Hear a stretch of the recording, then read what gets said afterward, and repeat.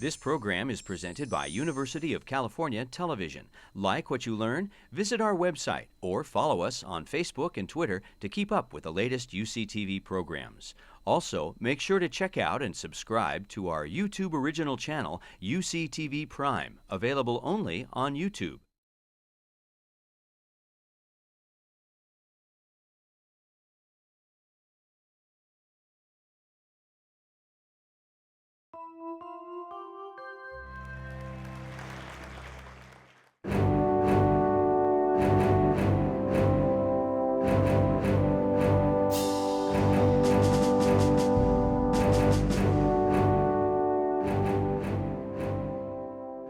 Thank you very much. I'm sort of surprised to be here. You know, I'm a resident of Los Angeles, very proud resident of Los Angeles. I spent my whole career in the media, so you can understand when my colleague said we're going to do an event on civility, my immediate response was to ask, what's that? But I've been reading up. It's a very interesting concept, and we might think about trying it. Zocalo, we look at a big question. Is civility overrated is tonight's question from a variety of viewpoints. And we have four people here from very different backgrounds, training, a pastor, a political scientist, an economist / anthropologist, an artist who's a scholar of performance. And they've traveled here from their homes and their workplaces, three great American cities, Houston, Phoenix, San Diego, and one even made a long journey over the water from an exotic foreign country, Berkeley. Now, civility has been an American obsession from our earliest times, and an early bestseller about civility called The Rules of Civility and Decent Behavior in Company and Conversation included very important advice to citizens and public officials, such as, put not off your clothes in the presence of others, nor go out your chamber half-dressed. The author also must have been a meek gentleman, for he advised that when you meet with one of greater quality than yourself, stop and retire, especially if it be at a door or any straight place, to give way for him to pass. Now, the author of this, of course, was a revolutionary, George Washington. But his first rule of civility is probably the closest we could come to agreed upon definition, and we'll use it tonight. Every action done in company ought to be with some sign of respect to those that are present. And in the research on civility, there are a bunch of unknowns, a lot of disagreement. But again, that's a very salient definition. But that defining this is not enough. You know, there's sort of a big question tonight, and that question is, you know, how important is civility to democracy, particularly American democracy? We've never been a particularly civil people, historians tell us. We've also been a great success as a country. So we sense we need civility. But you know, what is its use? Is incivility a real problem for democracy? Is civility a help to democracy? And if so, how? What are the causes and consequences of it? So we've got four panelists. I'll introduce them as I ask a question. I'm going to start to my immediate right with Cassandra Danke, who's the co-founder of the Institute for Civility and Government, based in Houston, Texas, and co-author of this very fine book, Reclaiming Civility in the Public Square, 10 Rules That Work, which is a great improvement on what the father of our country did. It took him 110 rules. And you know, and she's spoken all over the country, featured everywhere, and been very good at bringing people together for civil dialogue, particularly people of different political parties.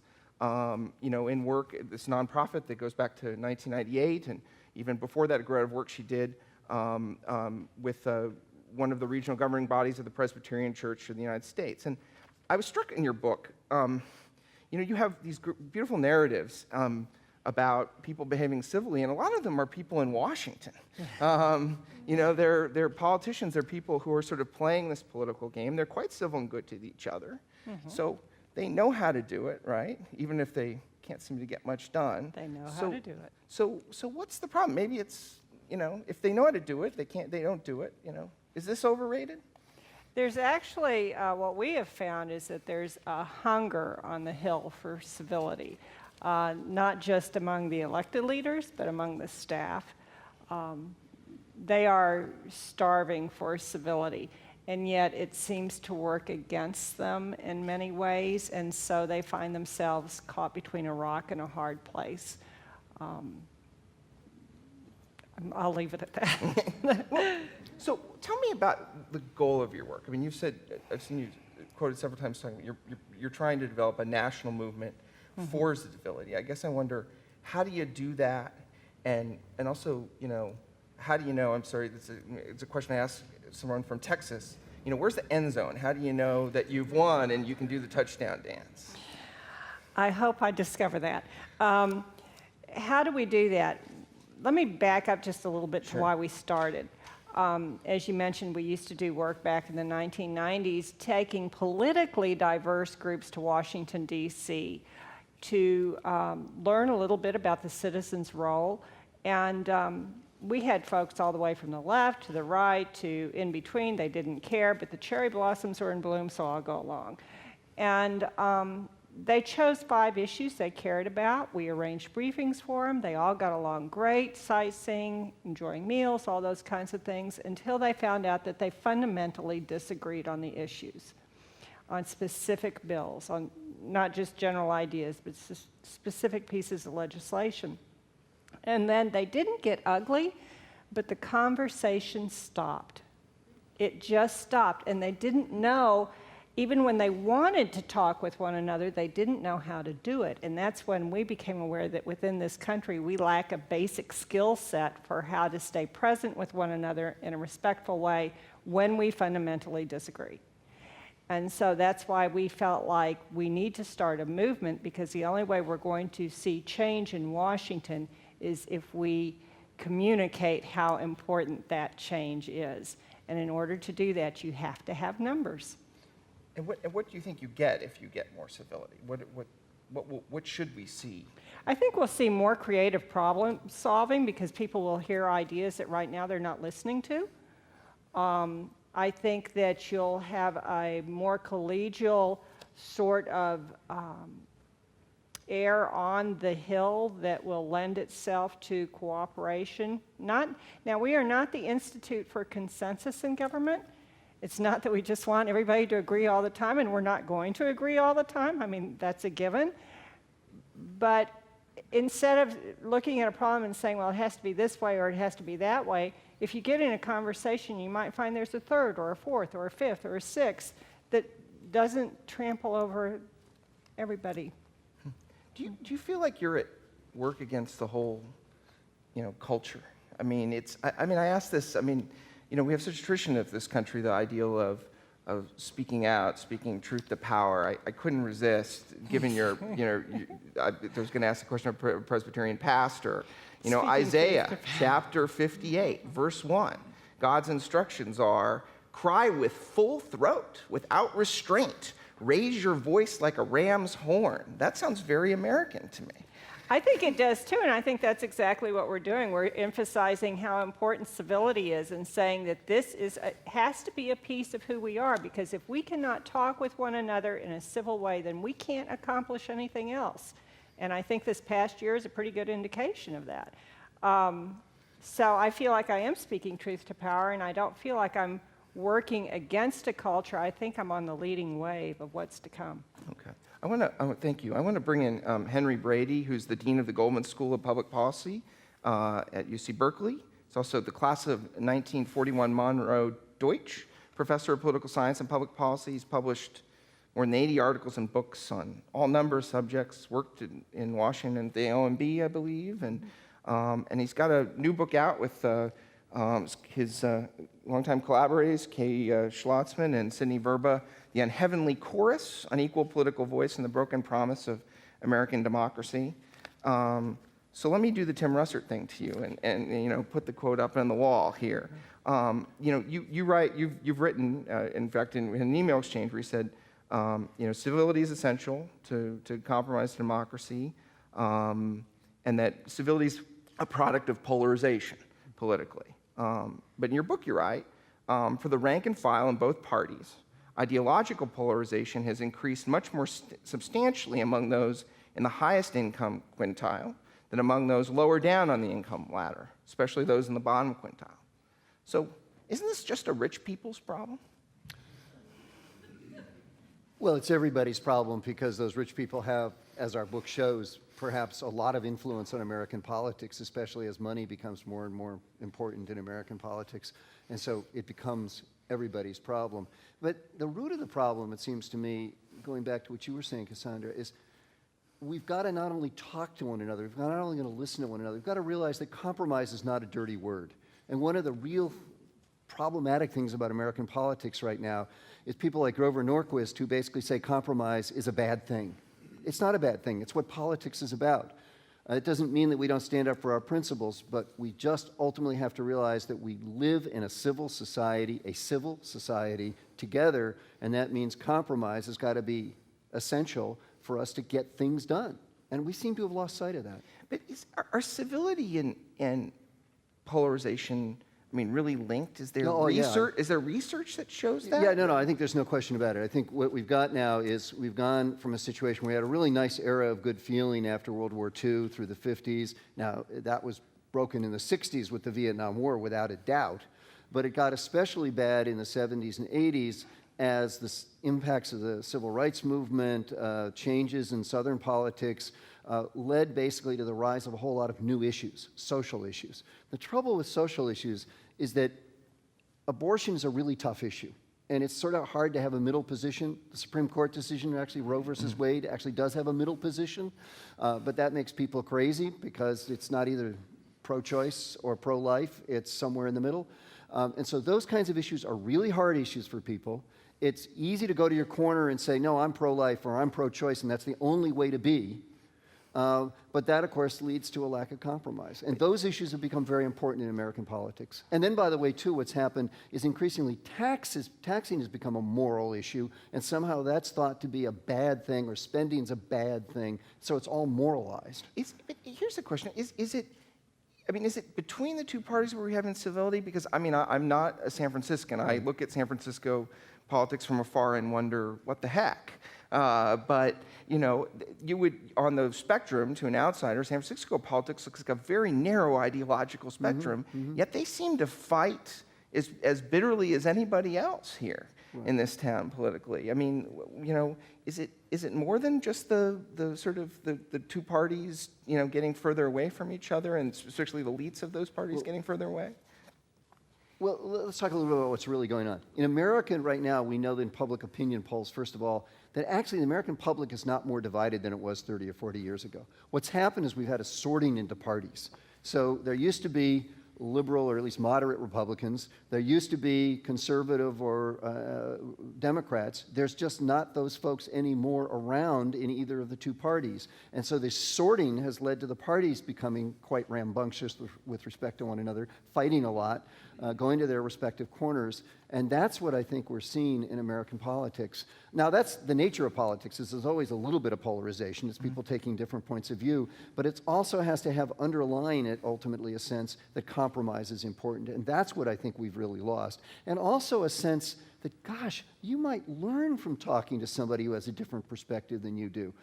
I feel lucky in my job because I constantly can talk to people of all sorts of opinions, and I'm amazed at what I learn from talking to people who have much different political views than I do. And just one quick follow-up. You know, there is a lot of research that says that this polarization has a positive effect on something that a lot of people worry about too, which is civic engagement. Right. So is it not a good thing? I mean, is there a way to kind of take the measure? Does the boost we get from greater civic engagement from polarization outweigh, or what point does it outweigh whatever damage to civility from that polarization? Well, it's not clear that it actually does give a boost. It certainly animates people. Anger is something that animates people, but it also, especially given the negativity in American politics, by the way, we're in the midst of that. We're sort of lucky. We're not a battleground state, so we're not seeing all these ads where each side goes at one another.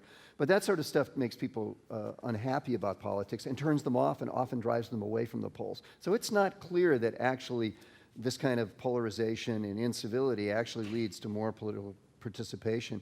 I think it probably attenuates it on balance. Okay. Thank you. I want to bring in Meenakshi Chakravarti, who's the founding director of Public Conversations West. She's been with, that's a branch of the San Diego of the Public Conversations Project, where she's been for 11 years. She's done, incredibly important conversations on in child welfare, youth. She's initiated conversations on the San Diego-Tijuana binational region. She's taught at universities all over the country. Before entering this field, she worked in economic development, both with multilateral organizations at the grassroots level in India. She's a doctorate in social anthropology from Cornell University. You've seen a lot of different things in a lot of different contexts. So let me ask you this question as someone who engages on all kinds of issues. Can civility be a way, at least conversation about civility, of avoiding a difficult subject? Does it always sort of get us to a deeper conversation, get us to democratic governance? Well, I think, Joe, you hit on the reason why my answer to the question for this evening is both yes and no. So your question for the evening is civility overrated. I found myself saying, well, no, because incivility actually has a lot of dangers and risks and adverse effects. But yes, because civility, when we just use that one word civility, it's often read and heard in a very simple, even simplistic way. So when you ask, can civility mean avoidance? I think for a lot of people, the worry is precisely that civility means avoidance. It means just politeness. And I think, for example, you mentioned that quotation from Isaiah, the raise your voice, and I heard that, and I didn't think that that call was a call for incivility. I don't think raising your voice and expressing your passion is necessarily uncivil. And I think by taking civility and using a very narrow, domesticated understanding of it, can often suggest that what you're talking about is merely politeness and merely avoidance. I think the most significant dialogues, like Henry was saying, are those in which people really do listen, and listen to hard things. So one of the pieces of work that the Public Conversations Project did was with pro-life and pro-choice leaders. And those were not polite conversations, or not merely polite conversations, they were very civil conversations. This was not, I mean, the context here, this was in the Boston area in the mid-1990s after John Salvi went and essentially shot people in a Planned Parenthood clinic, right? That's right, that's right. And it shocked both the pro-life and the pro-choice communities. Most of the pro-choice movement or movements felt this was not an act that represented them, and pro-choice people were afraid. But they came together and had these very significant dialogues, did not compromise, but they were talking about things that were very, very hard. This wasn't avoidance. They were talking about things like what pro-life people call partial birth abortion, and what pro-choice people will call late-term abortion. Not an easy topic, not something easy to talk about at depth. So talking passionately, raising your voice is not necessarily incivility, and civility is not necessarily avoidance. Are there some topics, I mean, you mentioned abortion as a very fraught topic, but I mean, there's some things that are so outrageous that a civil response is not the right one. I mean, can you be civil when there is a unconstitutional war, or torture, or gross violation of someone's freedom, or violence, or any of the number of the things the baby boomers keep heaping on us younger generations? I mean, are there some outrages so great, that the civil response is not the appropriate response? I think it again comes down to how you define the civil response. I would say certainly a strong response, a passionate response is completely warranted in many, many cases. Even protest, even loud voices is warranted. Where I would put the boundary for where civility becomes relevant to me, and I'll use the word incivility rather than civility. When does it become dangerous? When it becomes incivility is when it does two things. I think where the two biggest risks are. One is it obscures what the real issues are. And to give a very simple example, when you call somebody in contemporary politics fascist, it obscures what the real critique is. It obscures it for your listener, because your listener doesn't necessarily know what criteria you're using. Your listener may pick or choose out of criteria the listener would use, may not be the same criteria you would use, or your listener may even just dismiss you as someone who clearly doesn't know what he or she, or what you're talking about, because you're calling someone who's clearly not a fascist. So it obscures what the real point of critique is when you get uncivil. The other thing it does that I think is very dangerous is it triggers neuropsychological responses that often create a cycle. So when I get really angry, it will trigger you into responding with stress hormones, so flooding your brain. You're less likely to use your prefrontal cortex, which allows more integrated thinking. So you respond in a way that then triggers the same response back in me, and this goes back and forth. You also have mirror neurons, and I'm not an expert in neuroscience, but in my work we've encountered this. But it really is something that neurologically itself creates responses and counter responses that do not make for the most complex thinking or for the most wise decision making, the kinds of conversations that would be learning conversations. Interesting. Thank you very much. I want to bring in Jennifer Lindy, who's a senior lecturer, the far right, my right, senior lecturer at the Hugh Downs School of Human Communication in Arizona State University. I was the artistic director of the Empty Space Theater, an associate director of the Initiative on Innovative Inquiry, and relevant particularly to our discussion tonight, she participated in the design and development of Civil Dialogue at ASU, which was originally designed by John Jeanette, who I believe is in our audience tonight. And it's actually a very formal format of civil communication, allows participants to discuss controversial topics. It's a pedagogical tool in performance studies classes, and you've been facilitating these kind of events since 2004, both public and in the classroom. And I wonder if you could, first explain this to me. And I mean, since it is your scholar performance, civility is a performance, right? We're asking people to act a little bit here. What's the nature of that? Is that all this is? Is this just about blocking and smiling when someone yells at you? Yeah, well, it doesn't hurt, I guess. But I would be cautious to say that civility is a performance, because I think it gets at the idea that civility can't just be about manners. The way that we work with civility in civil dialogue is intended to generate knowledge, to produce something. So we feel that the point of the dialogue is civility, but what the outcome is that we don't just, we're not necessarily compromising, but what are we going to come away from this with? So we've designed this format that has 5 seats, and 2 people who have strong disagreement about a topic, and then less disagreement, and then there's this interesting central chair, which I think maybe gets at some of the ideas that we're talking about here. And in the center chair is a person who we put up a provocative statement, and that center chair is about am I undecided or neutral about this statement? So if you want to, and we hold dialogues about very controversial topics, and we don't shy away from even waterboarding.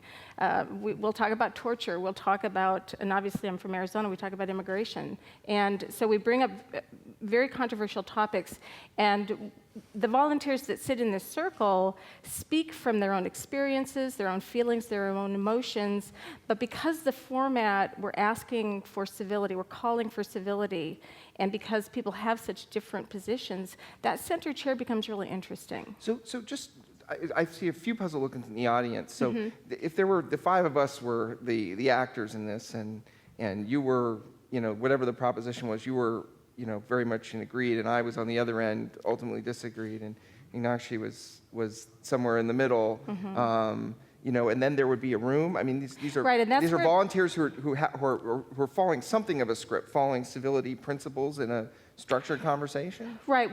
We have rules of civility that we describe to the audience. So all of us would be an audience to a civil dialogue, and you would volunteer to take a chair. So you'd feel passion, and we encourage passion, because if you want to sit in a chair that strongly disagrees with this provocative statement, you're going to be called upon to talk about that. So that becomes quite performative in itself. But the dialogue has a format where we invite the audience eventually to become part of the conversation. And so nobody is left out, and everybody is performing. And so at some point, it may be that a lot of the dialogue has really generated support for this side, but then the audience comes in and it balances out. But what's really interesting about that middle chair is we've had people say at the end, they come back to being able to state where their position is at the end of the dialogue, and they say, I think I'm over here. I think I understand. I have an opinion. I've gone. So it's generative in that people find out things about what they think as they're participating in the dialogue. And do you find that just the particulars of how you stage the thing can change the conversation? I mean, I think I read that you put the audience, is the audience in a semicircle, essentially? Yeah, the audience is in a circle, so you'd be a little flat for my taste right now. Yeah, it's a little Yeah, a little flat, authoritarian. right? Yeah. So the audience circles around, and then it's very important that the five of us be looking at one another. Why? And again, it's that. Why? That's again about performance. It's about how we come to understand through speech.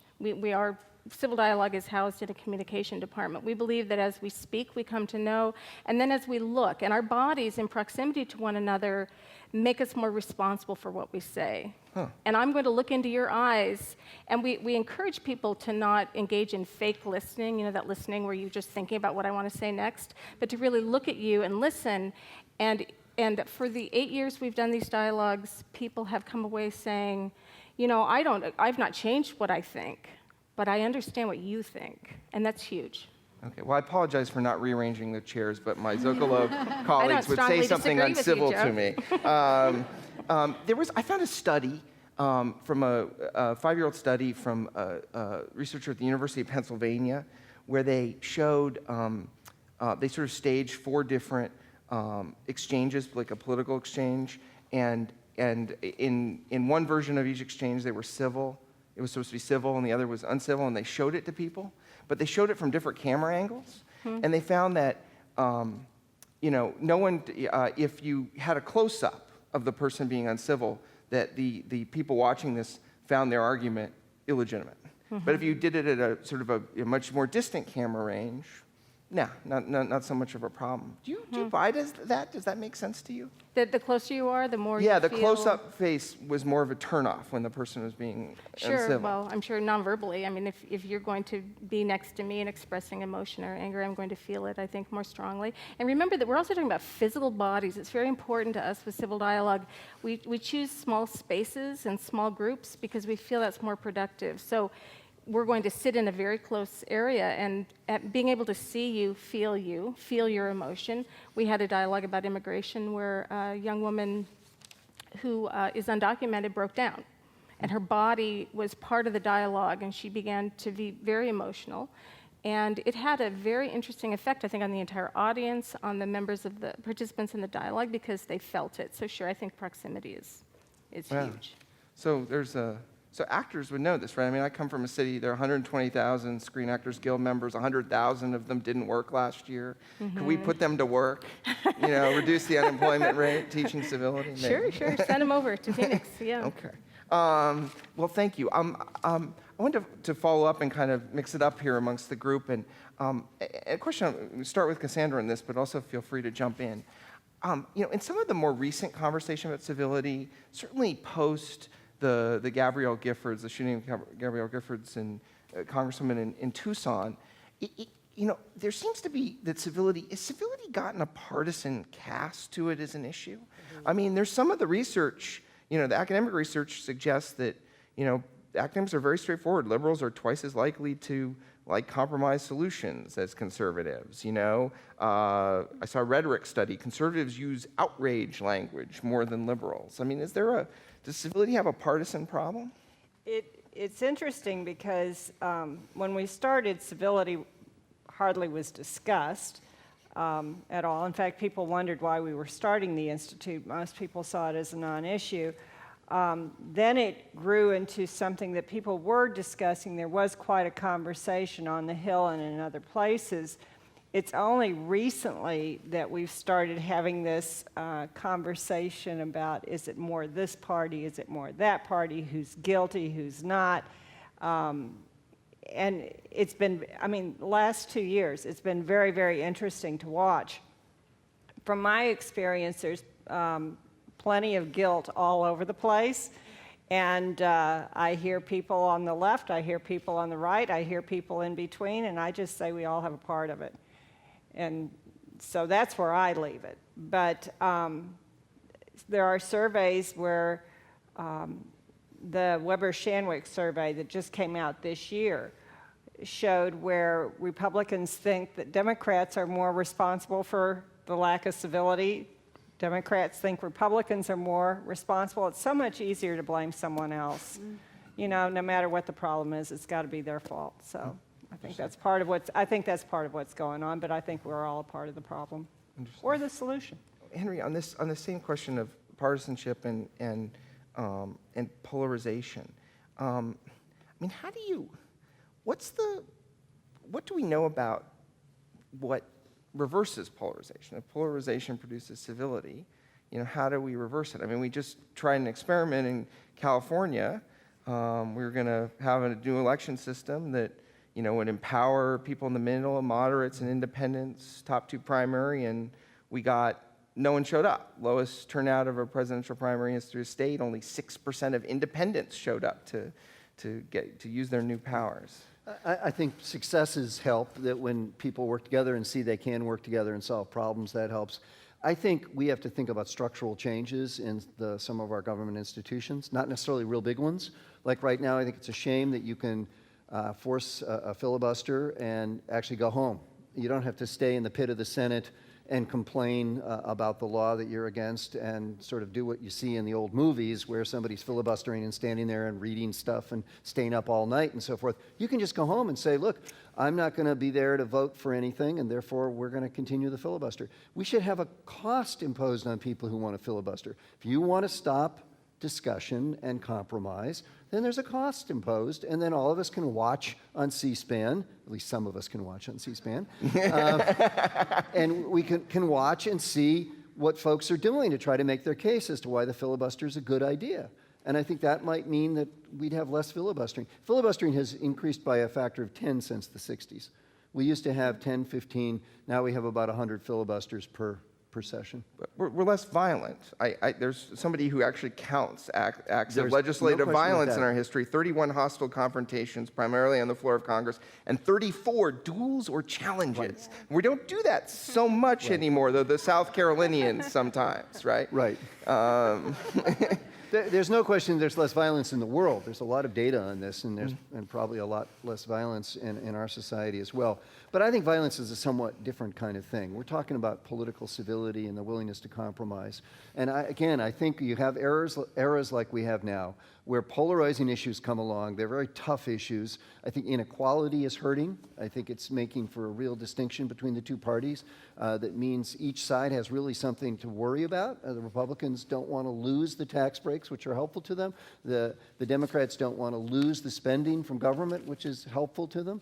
And therefore, you have tremendous polarization over those kinds of issues. And then, of course, there's the social issues I mentioned before. So those kinds of things cause a failure to be able to be civil to one another and a failure to have compromise.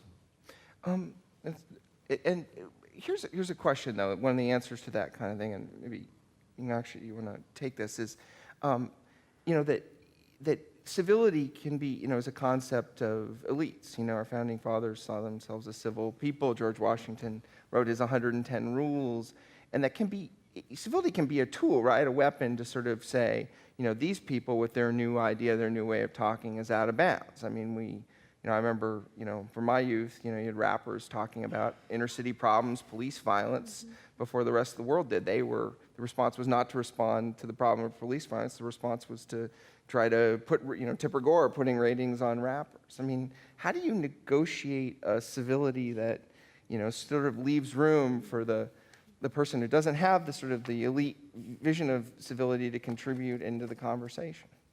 I think that's a That's a huge question. I think it's a huge question. It's one that we face when we use dialogue, and there are critiques of dialogue as a process that pacifies, so to speak. And similarly, the idea of civility can be one that silences, particularly if you understand civility in a particular cultural format. So if civility means speaking as we do right now, in moderated voices, in full sentences, waiting till the other person finishes, not interrupting, we're going to silence a lot of people. So I think if we don't want to have that silencing, the understanding of what civility is needs to expand and needs to be looked at more closely in cultural formats, in cross-cultural formats. And what does civility mean across those? And not simply cross-cultural where it's, say, a European American and a tribal community sitting together. But also cultural formats where very often what we think of as homogenous, say, middle-class, educated American, Republican and Democrat. There's a lot of cultural difference there and a lot of language difference there. But because on the surface they look so similar, there are a lot of false friends, so to speak, when you get together.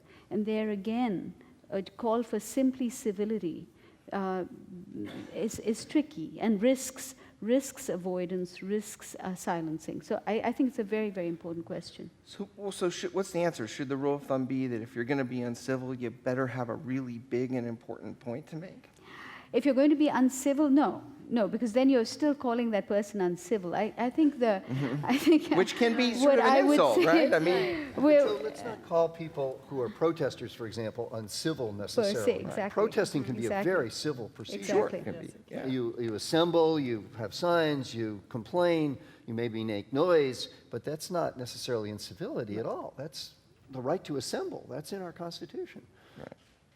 And right, but argument is not incivility. right. I mean, I grew up in a country where we argue a lot. And for many Americans have tended, I didn't grow up, I'm now American, but people who've grown up here have often said, Americans are the most argumentative. Well, you haven't seen South Asians argue then. South Asians argue. But many of those arguments are not well, they even may sound uncivil. Some of it, there are ad hominem attacks, and yet there's a real engagement.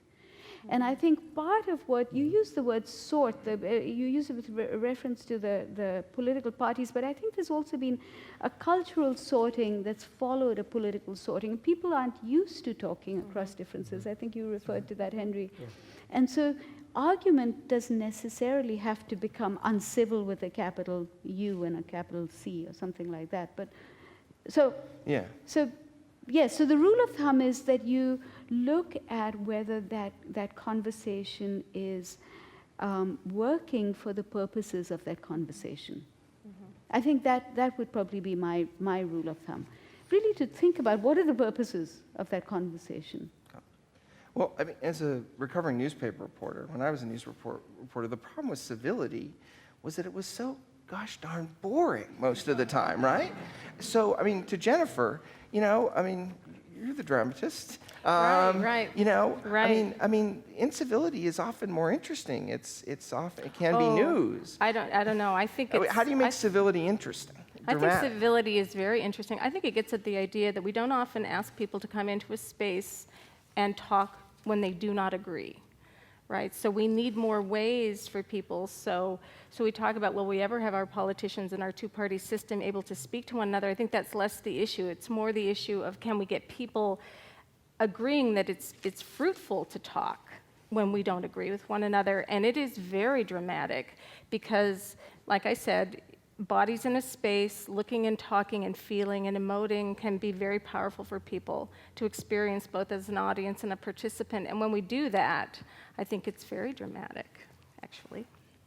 It's a question for all of it. We've got a limited time and I want to go to questions. So this is sort of the lightning round. So feel free to jump in with a short, pithy question. But, this is a free society, but we have all kinds of sanctions and rules that control speech, even in public forums. And we have a long, history. I mean, there are rules of blasphemy, about, libel, defamation, fighting words, threats, words that incite lawlessness. You can't be publicly nude in most places. There's broadcast indecency, rules against certain kinds of pornography. I mean, what rules don't we have? All these sorts of rules. I mean, you got to behave in court too. I mean, what rules do we need that are not covered by these existing structures? Is there anything? Well, I don't know if it's a rule, but I wish we had a sense. I was lucky as a kid. I lived all over the country. I met all sorts of different people. And it's left me to an enduring interest in why people are different. And I wish we all had a little more interest in why does that person have that opinion that's so different than mine? Can I try to understand how they got to that? Because usually there's an interesting story there. People aren't stupid. People don't have opinions for no reasons. They got great reasons for what they do. Anyone else on this question? I mean, is there a regime, is there a rule, a regulation that we need that we don't have? I would say that we don't need more rules, we need more skill. I think we need to learn how it is that you sit down and find out why you believe the things you do and how to really listen. I don't think the rules are what we need. It's the heart and the skills and the practice and the opportunities to talk with one another. Should the rule be curricular? Should that be, in state-mandated curriculum, some sort of, Well, there are more and more schools that are developing civility programs and looking at this as a part of their mandate, that they need to help students live into civic responsibilities, not just by knowing the form of government, but by knowing how to interact with one another in a civil way. I'm seeing that all over the country. I was going to agree that I don't think the answer is rules, and I do think the answer is engaging. I think we need to be engaging more. And in fact, there's a young man here from an organization called Rebellious Truths that recently had a festival where they brought together young people across the spectrum, and they had people talking, Occupy people talking to Tea Party people. And this is amazing. It's been started by a 25-year-old and a 60-year-old who hold fairly different political positions, but they're doing this. And people are coming together to have those conversations, to practice a little bit what it means to talk across those differences, and then not necessarily agree and not even necessarily compromise, but to learn, to be curious. So I think rules, no. A new idea for an evening out. Go meet somebody completely different than you are, and it could be really interesting. And if you disagree with them, it's even better. So it takes you to, I think that, Joe, we have, at ASU, we're starting a certificate in civil communication as part of our department. And the other thing I wanted to mention is that my colleague, Clark Olson, uses civil dialogue in his argumentation class. And he had a student send him a letter recently that stated that through attending civil dialogues with us, doing them in the coursework, he was better able to handle the disagreements he had in a women's studies class, both with the professor and other people in the class. And he said, I realized in that moment that I've come to understand how to listen to people who do not think the same way I do, without having the type of unproductive response I may have had otherwise. Okay. Last question before we go to the audience questions. I mean, since there is room we want people from outside the elite concept of civility. How do you get to a balance? Do you have a way of thinking of a balance between the civil and the uncivil? I've been thinking part of this thought, but Gregory, who introduced me, my boss, has been showing off a Durkheim book. He's, reading serious philosophy in the office. And there's a newer book, much newer book by Jonathan Haidt called The Righteous Mind, where he has this concept of, humans are, I think takes this a little from Durkheim, humans are 90% chimp and 10% bee. The chimp is the sort of individualistic, wants to, do what it wants to do, and the bee is the kind of the sociocentric, cooperative part of us and needs to serve a higher purpose. And the idea is if we allow too much chimp, trust breaks down, order breaks down. But if you have too much bee, you get, to use a word I shouldn't use, fascism, totalitarianism. I mean, where does the balance? How do you think about, sort of a balance, a civil a civil norm, but one that also allows room for outsiders. I think that's what functional democracy is that balance. And I don't think I'm a little suspicious of trying to socially engineer it. I am, and by that I mean the rules or finding the exact balance and then what's the recipe to get to that balance. But I do think that the work that Jennifer's doing and that Cassandra's doing and that Henry is talking about and the learning that proceeds with that, what Public Conversations Project is doing, adds pieces, and then people will figure out the balance. So that would be my answer. Okay. All right. Well, thank you. What I'm not hearing much about is the prevalence of online discourse and what that means for civility in your work. So I was hearing a lot about the importance of face-to-face contact. So I'd just be curious to hear your reactions. That anonymity, I think, is troubling to many people, because when you have that space where you can say what you want without somebody, acknowledging who you are, I think it's troubling. I'm not sure I have an answer to it, other than I think that more, productive behavior in terms of learning what it means to be civil, maybe we can combat some of that. Hi, my name is Ellen Wheeler. I'm from the League of Women Voters of California.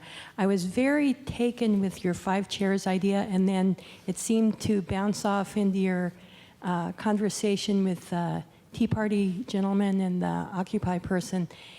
I'm wondering if at least a good conclusion from that kind of work is not so much that people change their minds, but that they begin to respect the other. Mm-hmm. And I think that when that happens is they're more willing to compromise because they know it's not the end of the world if the other side gets their way. And that sometimes is where we're forced these days, with the notion that we're going to get something incredibly extreme if the other side wins. Well, that's just not true, especially in America. It may be true someplace. It's not true in this country. I almost find that politics in America is kind of boring next to, I guess, I like England, their House of Commons. I mean, you got both sides, and one guy jumps up and he gives his fact, and everybody behind him, yeah! And then on the other side, the opposition jumps up and they have their counter. And I think historically, the lectern between the two parties, it was 2 sword lengths. So one guy couldn't slice the guy on the other. But anyway, you said something about Southeast Asia, and I'm wondering if there's international sort of cultural difference, from one nation to the next, or are we all just centered on America? I think there definitely are international differences, and I think from what I've understood, I haven't really followed how the parliamentary debates go in India, but the little bit I've heard and seen once in a while, it's not terribly civil all the time. But I think what does make a difference, and this is a thought that just came to me, is the politicians could behave badly, and sometimes they do, and yes, they actually get more than just the yeah. But in families and communities there, you live together. Again, you live together with people that you dramatically disagree with. They're part of your extended family, they're part of your community, and you live with that. So even though the politicians are fighting, you continue to have engagement that I have found a little less in the US recently. I think people tend to hang out. So that's sort of going back to an old point. I want to follow up on his question, because people, you can see, I think sometimes on C-SPAN, question time, the prime minister takes and they scream and yell and carry on. It's not a very civil conversation. It's personal, bitter. There are insults, ad hominem attacks, both for and against the prime minister. But there seems to be a sort of conflict and resolution. Issues get out.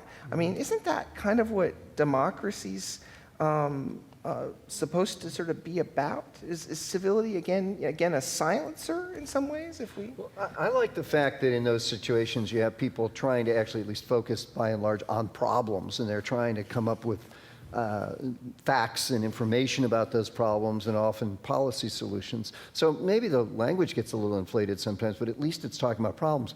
I would love, for example, to see a situation where maybe the president more often went to Congress and had that kind of interaction with members of Congress on C-SPAN. That would be, I think, very useful for America to see that kind of dialogue. So in our dialogues, we talk specifically to audiences about passion being very important, but it doesn't mean you demonize other. So I can feel passion, and that may be for many people. I like the idea that we don't limit how people express passion, but it doesn't mean that you know, you don't get to be passionate as well. And one of the things we do is bring together 2 members of Congress, one Republican and one Democrat, together on university campuses to discuss issues, to discuss problems, side by side. And they're able to do that with passion and with civility. They're not, and it is productive, and it's very interesting when it happens. Question right over here up front. I wonder if you might take a view, a historical view. After all, our nation has survived 235 years, and we've had a civil war, and actually we go back to the election of 1800, the election between John Adams and Thomas Jefferson was equally as bitter, even more bitter than perhaps what we're seeing today, and yet we've survived all this. So maybe this is a matter of a pendulum, and maybe this will swing back. Well, yes, and Jefferson, for example, famously called Adams a blind, toothless hermaphrodite, not all of which was true. And so, yeah, we've had periods of tremendous incivility and polarization in America. So we're not in a period which is actually that polarized even by American standards. We just have come out of an era in the 50s and 60s where actually there was a lot of civility after World War II. And that's one way, by the way, you get more civility is you go through a circumstance like that where you work together to solve a problem. I want to follow up on that because, you know, there's all this frustration. We can't talk to each other, so we can't get anything done. Conventional wisdom often stated today. But, I mean, my goodness, when you go back and look at you know, the period of the Civil War in the United States, we did some big things even though when we were killing each other. I mean, the institution where you work is a product of decisions Lincoln made at University of California in the Civil War, the transcontinental railroads. We were fighting, we were literally fighting, but we're able to do big things. What's different? I think somehow, well, that's a good question. I think the institutions now are a little more complicated at times and make it very hard to get anything through. I do remember that during the Civil War, there was certainly one party that controlled everything, so it wasn't like it was that hard to get legislation through. Right, you could suspend... The South had seceded, so a lot of the folks who were on the other side were not there to cause any trouble. It was only after the Civil War with Reconstruction that we hit some really, really hard times and tremendous division in American politics. So that's one answer to your question. But I do think, again, it's partly the institutions that we have. I sometimes wonder if in America we've lost this thought that we can do anything and we have to find ways to say we can do anything. And asking each other to pay a price when we do try to do something big. One of the things I think was a shame about George W. Bush is when we went into Iraq, he didn't ask everybody to make sacrifice through, for example, tax hikes. And also, maybe I think the draft going away was a bad idea. I think if you're going to have wars, you should have to have everybody have a chance to be in the military. Question about sort of the evolution of media, specifically as it pertains to post-political careers. You have people who almost seem to be, it seems to be quite lucrative to be galvanizing and polarizing. Sarah Palin, Karl Rove, these people are making substantial careers out of sort of, not Karl Rove, but flash-in-the-pan political appearances. Do you think that works against this movement towards civility, at least within our political leaders? You were talking a minute ago about how it may not be that civility is performance, but incivility has a certain quality, because I think that I think some of us are drawn to that. It seems like something, it's not how I'm supposed to behave because I've been taught politeness, but look what they're doing. And so we are kind of privately, and maybe that lends itself to the incivility that happens in anonymous places as well, because that's when we act out maybe something that we kind of privately admire. It's certainly true that some of the debates on cable channels look like wrestling matches. Yeah. They just have that quality about them. But Food fights. Is there a connection between affluence and incivility? I mean, if the most polarized people, the people who are moving the furthest away in each party, as your book documents, it's the rich Democrats and the richest Republicans and the most engaged, the most polarized. I mean, isn't Is this another problem of affluence, like, obesity or Well, I don't know if like it's that? affluence per se, but I think there is a problem with money becoming so important in American politics, because what that means is when you are giving time to politics, and so not money, but time, you're really engaged and involved, and you have to sort of talk with people and go out and maybe try to recruit people to your point of view. When you just give money to somebody, and then that somebody's going to use it in a way to do the best they can to get elected. And unfortunately, that does lead to the Karl Roves and the other political operatives coming in and using the money to say, well, what can we do to really win here? Well, maybe by just vilifying the opponent.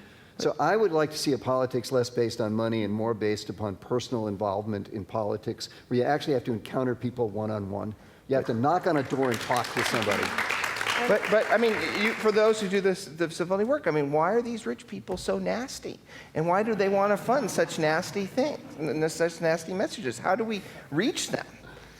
Well, I don't know that it's all just the wealthy who are being rude, but I would say that it does capture our attention when there's a real performance, as you say, of incivility.